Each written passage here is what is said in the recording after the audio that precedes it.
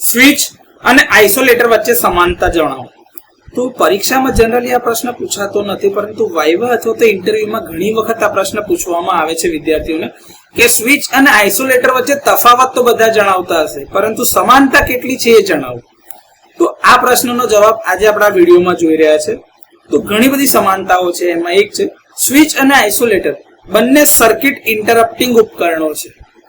આ બંને પ્રકારના ઉપકરણોની રચના ખૂબ જ સરળ છે.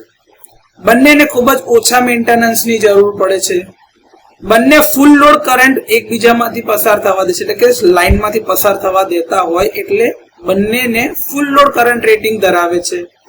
બંને મેન્યુઅલી ઓપરેટેડ પ્રકારના પણ હોય છે. બંને ઇલેક્ટ્રિકલ સેફટી અને કંટ્રોલ પ્રોસેસની અંદરના અભિન્ન ઘટકો છે. આ બંનેમાંથી કોઈ પણ ઉપકરણ વોલ્ટેજ અથવા તો કરંટના લેવલમાં ફેરફાર કરતા નથી. તે ફક્ત સર્કિટને ઓપન અથવા તો ક્લોઝ કરે છે. તો આટલી સમાનતાઓ સ્વિચ અને આઇસોલેટર વચ્ચે તમે જણાવી શકો છો.